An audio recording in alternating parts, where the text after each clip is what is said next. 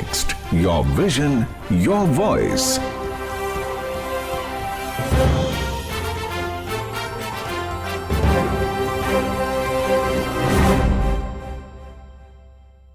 नमस्कार दोस्तों, आशा करता हूं कि आप सब कुशल मंगल होंगे। आज इस 75वें आजादी के अमृत महोत्सव की श्रृंखला में जो कार्यक्रम आयोजित हो रहे हैं, उसी की कड़ी में आज स्वामी श्रद्धानंद कॉलेज के हम स्टूडेंट्स एयर नेक्स्ट के प्लेटफॉर्म पर आपके साथ रूबरू होने आए हैं।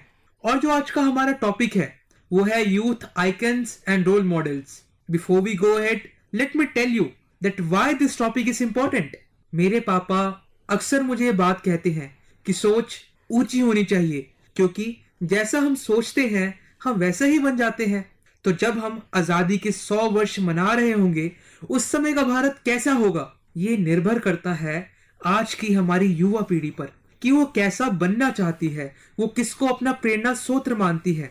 तभी आज youngsters from different backgrounds have come together to share about their youth icon and role models. क्योंकि आज जो हम सोच सकते हैं वो कल सच भी हो सकता है। First of all, let's know about our panelist. Starting from myself, मेरा नाम साहिल मक्कड़ है। मैं स्वामी श्रद्धानंद कॉलेज में बैचलर्स ऑफ लाइफ साइंसेज की डिग्री हासिल कर रहा हूं और अभी मैं अपने फाइनल ईयर में हूं। अगर मैं आपको अपनी हॉबीज के बारे में बताऊं तो मेरे को साइकिलिंग करना बहुत अच्छा लगता है। मैंने कई सारी सेंचुरी राइड्स भी कर रखी है और इसके अलावा reading books is one of my favorite thing that I do regularly. So as here in Air Next, I am with my friends. So let's know about them. My name is संस्कार मुखीजा। मैं अपनी graduation अभी Swami Shraddhanand college BA English honours में कर रहा हूँ और मेरी कुछ हॉबीज इस तरीके से हैं कि मुझे किताबें पढ़ना बहुत ही ज्यादा पसंद है। खासकर जो हमारा हिंदुस्तानी जो लिटरेचर है वो मुझे बहुत ही ज्यादा पसंद है और फिक्शनल कैरेक्टर्स मुझे बहुत ही ज्यादा पसंद आते हैं। सितारों की महफिल, फड़फड़ाती पवन की मस्ती, महकते फूलों की सुगंध हो जहाँ, हो लहरों के बीच किश्ती। Do you know who is that? Obviously, Srishti. Hello everyone, I am Srishti Jain. I am marking my final year in BA English Honours. I love exploring places, saying hi with a chai, sliding in my skaters और मेरा pen, मेरा कलम ही मेरी तलवार है। तो मेरी जिंदगी का जो रनिंग फंडा है वो है परस्परो ग्रहो जीवाना, जिसका मतलब होता है साथ रहो, खुश रहो। Hello everyone, my name is Anisha and I am pursuing my BA English Honours degree from Delhi University. My hobbies are photography, reading books and मुझे stories लिखना, poems लिखना बहुत पसंद है। इन सब चीज़ों के अलावा जो मेरी hobbies है वो है singing and dancing। इन्हीं के साथ साथ I stand for animal rights and I strongly believe that the welfare of our Indian society for poor children is must. Hello everyone, my name is Praman. मेरे को बास्केटबॉल खेलना बहुत पसंद है और मेरे को ट्रैकिंग करना, जैसे बड़ी पहाड़ियों पे चढ़ना, जैसे केदारकंठा या फिर नैनीताल और केदारनाथ जाना बहुत पसंद है, क्योंकि उससे हमारा हौसला बहुत इंक्रीज होता है। That's great. तो आइए दोस्तों, आज के इस एयर नेक्स्ट की शुरुआत एक गाने के साथ करते हैं।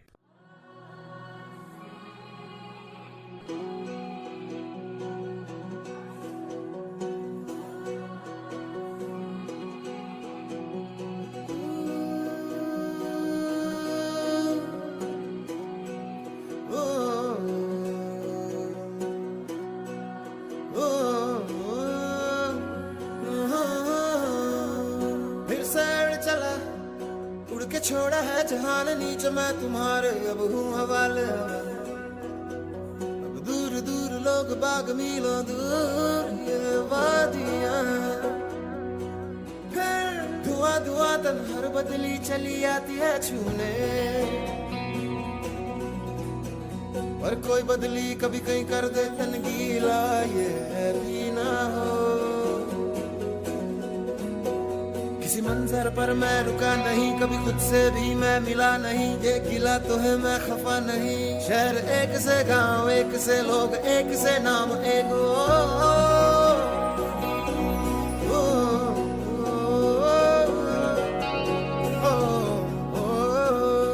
फिर से चला पिट्टी जैसे सपने, ये किताबी पलकों से झाड़ो फिर आ जाते हैं। इतने सारे सपने क्या कहूँ, किस तरह से मैंने तोड़े हैं, छोड़े हैं।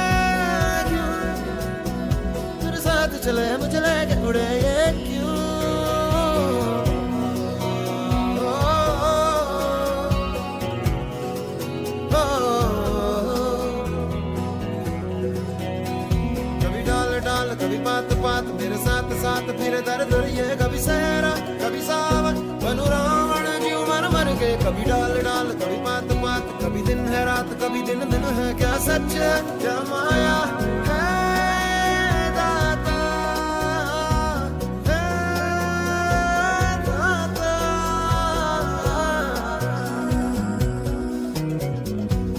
इधर उधर तितर बितर क्या है पता, हवा ले ही जाए तेरी ओर, खींचे तेरी यादें तेरी यादें तेरी ओर।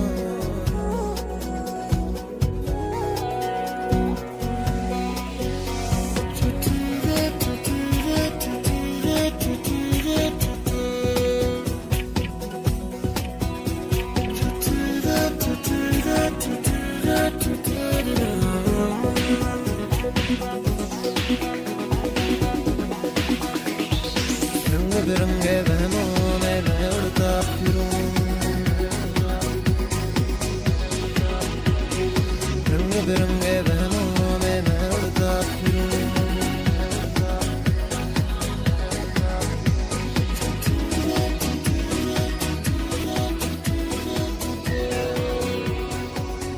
Welcome back to air next. तो जैसे कि आप सभी जानते हैं कि आज का हमारा टॉपिक है youth icons and role models. तो आइए अब इसके बारे में जानते हैं मेरे कुछ साथियों से।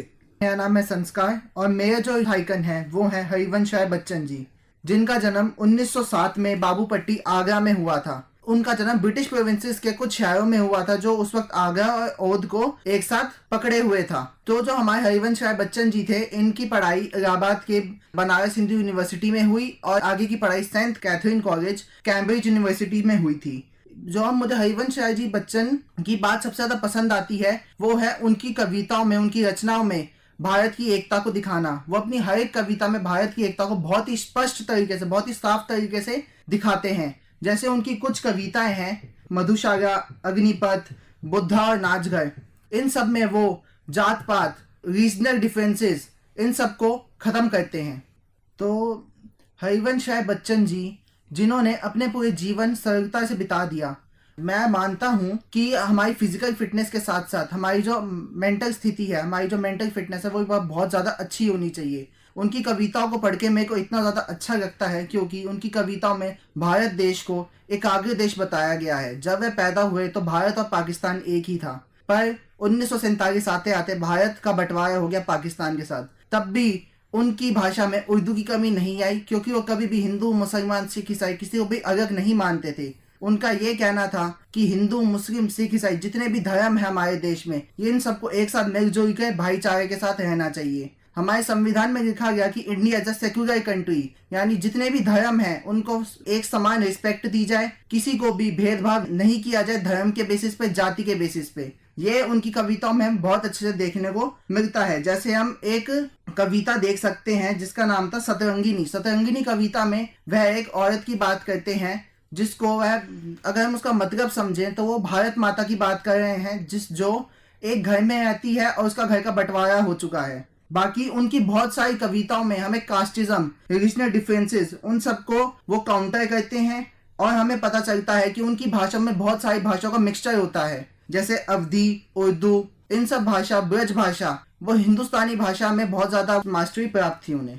थैंक यू संस्कार, हमें हरिवंश राय जी बच्चन के बारे में बताने के लिए। उनकी शिक्षाएं, उनकी कविताएं आज के समय के हिसाब से बहुत एप्ट है। तो आइए अब जानते हैं हमारे नेक्स्ट साथी से। Hello everyone, my inspiration is APJ Abdul Kalam, जिन्हें the missile man of India भी कहा जाता है। He always said that the power commands respect and believe that other nations would respect India only if we are powerful. जब वो बहुत छोटे थे उनकी फैमिली बिजनेस में बहुत लॉसेस हुए थे, जिस वजह से उन्होंने अपना बचपन बहुत ही गरीबी में गुजारा और रोजी रोटी के लिए उन्हें न्यूज़पेपर बेचना पड़ता था। He was best speaker, engineer, scientist, professor, writer and even the president of India, but teaching was his first priority. उनका ऐसा मानना था कि ज्ञान बांटने से ही बढ़ता है और अगर उस ज्ञान को सीमित कर दिया जाए तो उस ज्ञान का अपमान होगा। He was not just the president of the country, but he was people's president. उनके पास 2500 बुक्स, वीणा, सीडी प्लेयर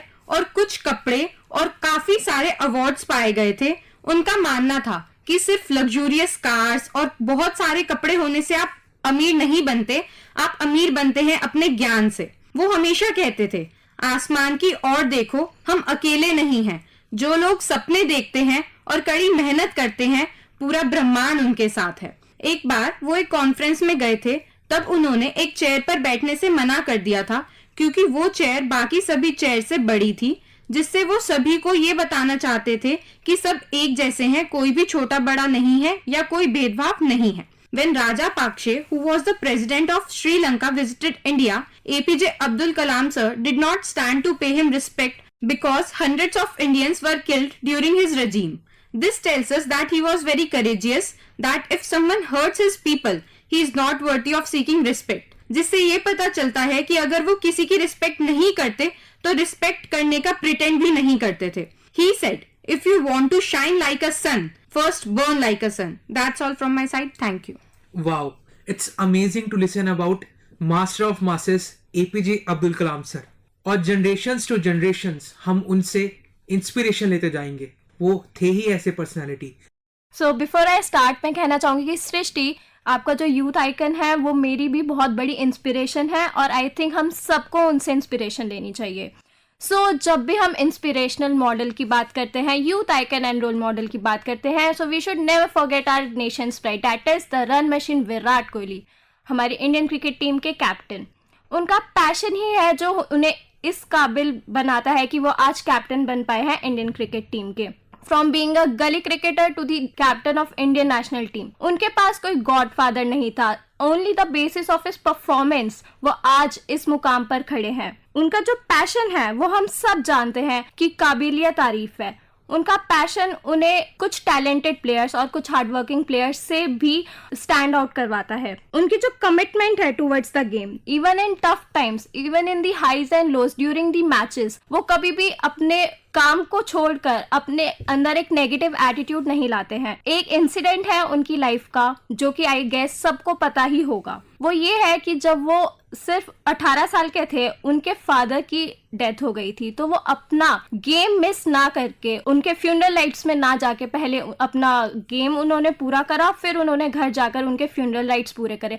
ये एक बहुत ही इंस्पिरेशनल स्टोरी है जो आई गेस हम में से कुछ को पता है और कुछ को नहीं पता। वो जर्सी नंबर 18 भी शायद इसलिए पहनते हैं क्योंकि उस दिन 18 दिसंबर था। जर्सी नंबर 18 की वजह से उन्हें ऐसा लगता है कि उनके फादर की प्रेजेंस है उनके आसपास। अगर बात करें हम उनकी फिटनेस की, तो I think he is one of the fittest celebrity in India. उनकी जो फिटनेस है वो उससे कभी कॉम्प्रोमाइज नहीं करते और वो काफी बार अपनी फिटनेस को शो भी करता है सोशल मीडिया पे कि वो अपनी जिम वीडियोस बनाते हैं। इवन वो अपनी डाइट भी मेजर करके ही लेते हैं। सो आपको फिटनेस बहुत पसंद है विराट कोहली की, आप भी हेल्थ फ्रीक लगते हो। पहले मैं नहीं थी, बट उनको देखकर लगता है कि शायद मुझे भी बनना चाहिए, because it's not a bad thing. That's nice. मैं भी विराट कोहली से बहुत इंस्पिरेशन लेता हूँ और अपनी फिटनेस पे ध्यान देता हूँ। So now let's go to our another participant. Hello, my name is Praman and मेरा यूथ आइकन भी 21st सेंचुरी का एपीजे अब्दुल कलाम है, which is Elon Musk. Elon Musk को बचपन से ही फिलोसफी, साइंस फिक्शन और फैंटेसी नॉवेल्स पढ़ने का बहुत शौक था। उनका करियर जो बिजनेस मॉडल है, he is concerned with the human progress, उनके बिजनेस मॉडल में भी दिखता है।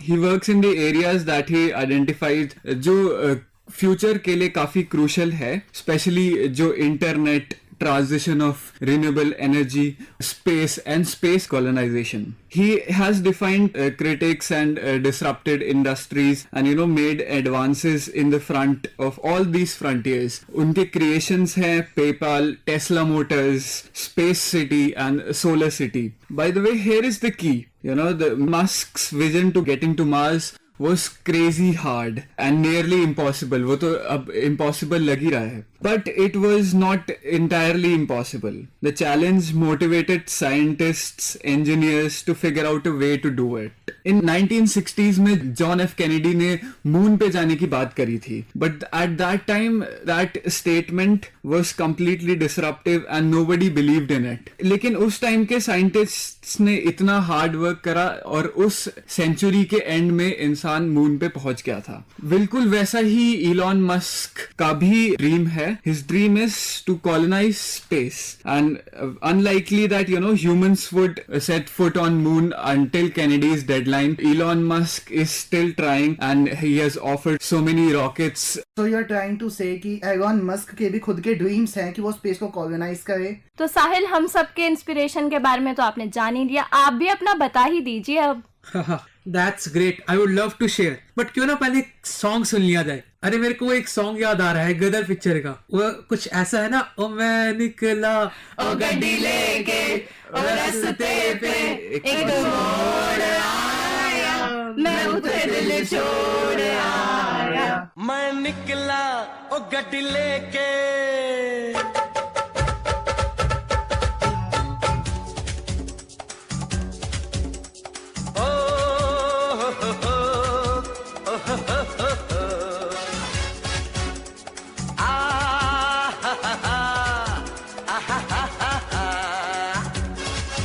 मैं निकला ओ गड्डी लेके ओ रास्ते पर ओ सड़क में एक मोड़ आया, मैं उठे दिल छोड़ आया. एक मोड़ आया, मैं उठे दिल छोड़ आया. रब जाने कब गुजरा अमृतसर, ओ कब जाने लाहौर आया, मैं उठे दिल छोड़ आया. एक मोड़ आया, मैं उठे दिल छोड़ आया.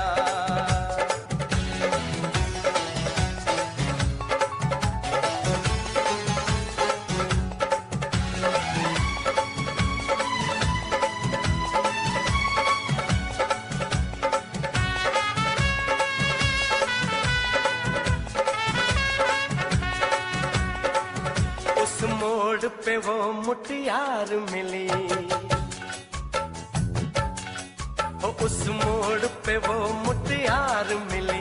जट अमला पागल हो गया उसकी जुल्फों की छाँव में, मैं बिस्तर डाल के सो गया. वो जब जागा मैं भागा, वो सब फाटक सब सिग्नल मैं तोड़ आया, मैं उठ दिल छोड़ आया. ओ एक मोड़ आया, मैं उठ दिल छोड़ आया.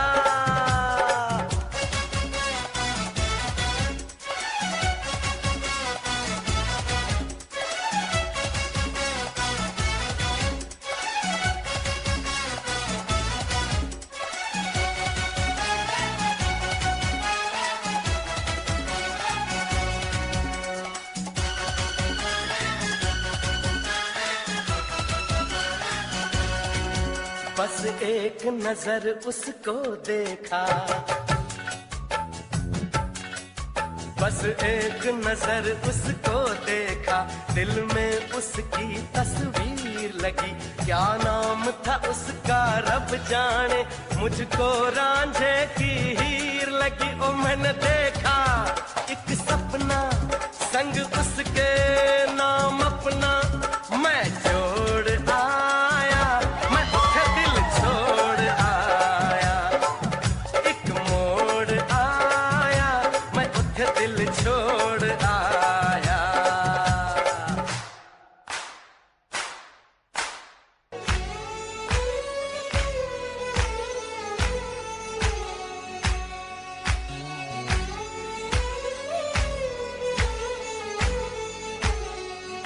ओ शर्मा के वो यूं सिमट गई, शर्मा के वो यूं सिमट गई, जैसे वो नींद से जाग गई. मैंने कहा कल सुन ओ कुड़िए, वो डर के पीछे भाग गई. वो समझी ओ घर उसके चोरी से, ओ चुपके से कोई चोर आया, मैं दिल छोड़ आया. एक मोड़ आया, मैं दिल छोड़ आया.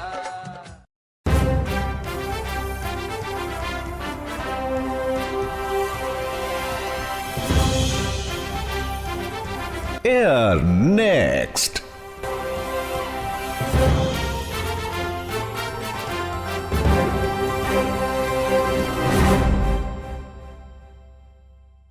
सो welcome back to air next. तो जैसे कि मैंने आप सभी को प्रॉमिस किया था कि मैं अपने रोल मॉडल के बारे में बताऊंगा, तो वो घड़ी आ ही गई है। तो मेरे रोल मॉडल है भुवन बम। भुवन बम एक बहुत ही अच्छे आर्टिस्ट है। उनका विजन और उनका माइंडसेट मेरे को बहुत ही अच्छा लगता है। वो यंगस्टर्स की बोली भाषा में अच्छा संदेश दे जाते हैं। रिसेंटली उनके पेरेंट्स की डेथ हुई, पर फिर भी भुवन बम ने अपनी पहली सीरीज डिंडोरा बहुत सक्सेसफुल तरीके से की, which inspire me to be loyal and to be determined for my work. इसके साथ साथ मेरे को सतिंदर सरताज भी बहुत अच्छे लगते हैं। मेरे को उनके गाने सुनना बहुत अच्छे लगते हैं। जो हलीमी उनके गानों में दर्शाई जाती है, जो मैसेज उनके गाने देते हैं, वो आजकल के टाइम में बहुत कम ही सुनने को मिलता है। जो मुझे ये सिखाता है कि जरूरी नहीं है कि आप ट्रेंड्स के साथ ही चलो। मुझे ये सिखाता है कि कभी कभार आपको ट्रेंड्स के अपोजिट भी खड़ा होना होता है समाज की भलाई के लिए। And he is a great artist and I love him. तो आइए अब जानते हैं हमारे रोल मॉडल्स की कौन सी क्वालिटी हम इम्प्लीमेंट भी कर सकते हैं और उसको समाज के सुधार के लिए अप्लाई भी कर सकते हैं। For me, I will take the quality of humbleness of Satinder Sartaaj. जब हम हम्बल होते हैं समाज में, हमारे सारे काम बहुत अच्छे से हो जाते हैं। बिकॉज आज जो जरूरत है लोगों को, वो प्यार, प्रीत, भाईचारे की है। तो आप कौन से चुनते हैं अपना रोल मॉडल की ऐसी क्वालिटी जो आपको लगता है कि आप इम्प्लीमेंट भी कर सकते हैं और समाज के सुधार के लिए अप्लाई भी कर सकते हैं? Yes, I really agree with you. जो मेरे रोल मॉडल हैं हरिवंश राय बच्चन, इनकी जो क्वालिटी है, हर स्थिति में, हर सिचुएशन में मजाकिया रहना, जीवन को फुल टू फुल एंजॉय करना और भारत को एक सशक्त देश बनाने के लिए एकता का प्रमाण देना। जैसे एक उनकी कुछ पंक्तियां मुझे याद आई। उनकी पंक्तियां थी, मिट्टी का तन, मस्ती का मन, क्षण भर का ये हमारा जीवन, और यही है मेरा परिचय और हम सबकी असलियत। तो इसमें हम समझते हैं कि हमें जो जीवन है उसे फुलेस्ट एंजॉय करना चाहिए, क्योंकि जिंदगी एक ही बार मिलती है और हमें अपने देश को आगे से आगे बढ़ाना चाहिए। That's great. I hope संस्कार कि आप भी अपने जीवन को फुल टू फुल एंजॉय कर रहे हैं। So let's know about our other participant. तो मुझे डॉक्टर एपीजे अब्दुल कलाम की ये क्वालिटी बहुत पसंद है कि वो बहुत करेजियस थे, कि अगर उनको कभी कोई बात गलत लगती थी तो वो उसको गलत ही बोलते थे।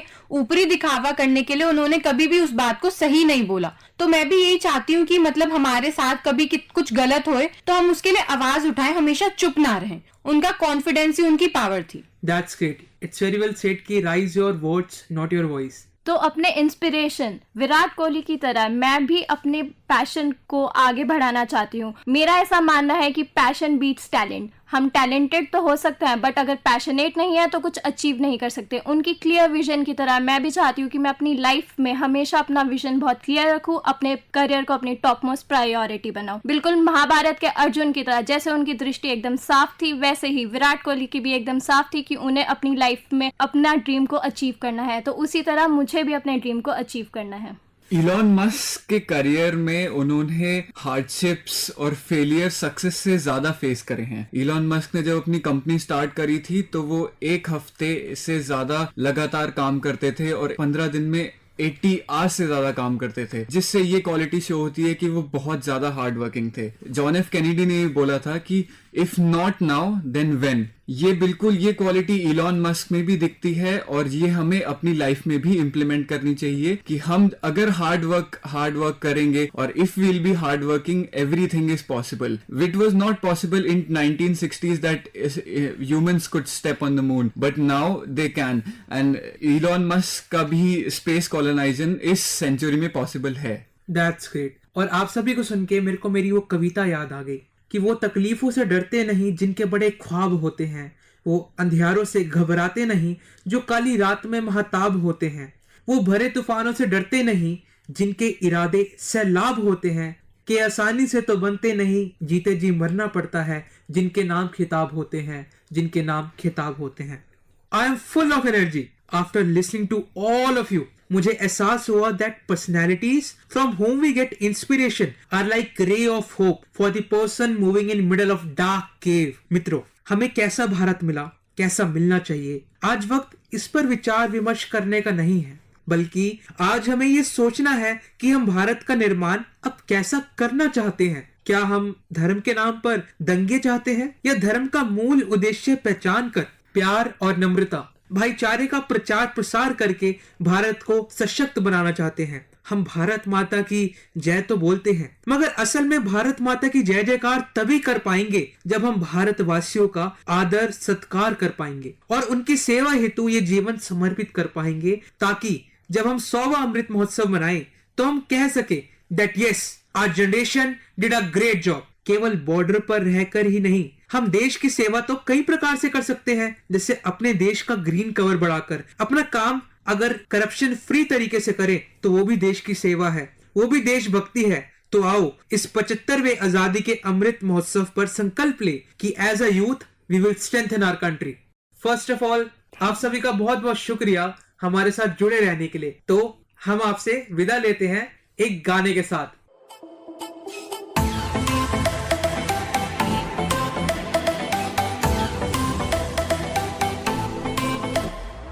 नाम को बस तेरे हाँ शाम सवेरे लबों ने पुकारा, लौट के ना जाना अगर तुम माना जो मिलने दोबारा।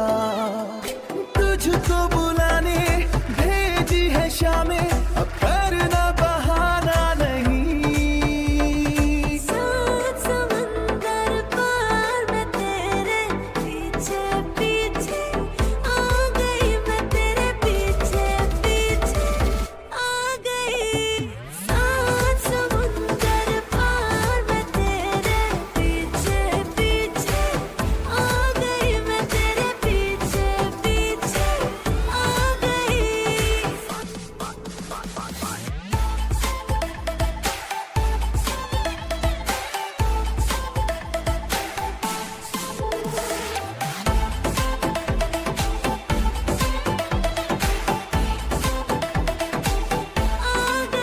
तेरी हर बात की मुझको है खबर और पास आना मैं बेसबर। साथ तेरा ना छोड़ूं नेवर, मैं तेरा हम सफर तू मेरी लवर। मेरे पीछे चली आई है ये लड़की, हर स्टेप मेरा फॉलो है ये करती। सब कहे मुझे पे है ये मरती, सच कहूँ इसमें तेरी ना कोई गलती। मस्त मगन मैं मस्त कलंदर, फ्री कर दूं तेरे लिए कैलेंडर। दुनिया सारी जल जाए जब साथ मेरे तू साथ समंदर। दुनिया सारी जल जाए जब साथ मेरे तू साथ समंदर। तू सफर मेरा, असर मेरा है घर मेरा। मैं ठिकाना तेरा, बहाना तेरा, जमाना हूँ तेरा। जहाँ पे हूँ तू ही हो पता, दूर तुझसे जो थी मैं तो थी लापता। सात समंदर पार मैं तेरे पीछे पीछे आ गई, मैं तेरे पीछे पीछे आ गई। सात समुंदर पार मैं तेरे पीछे पीछे आ गई, मैं तेरे पीछे पीछे।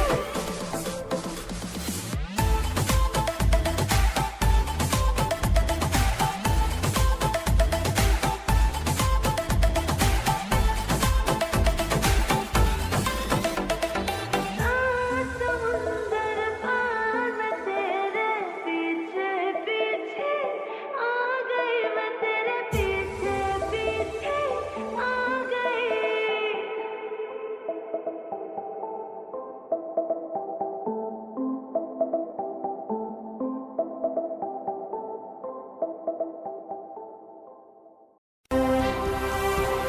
FM रेनबो पर आप सुन रहे हैं air next, your vision your voice.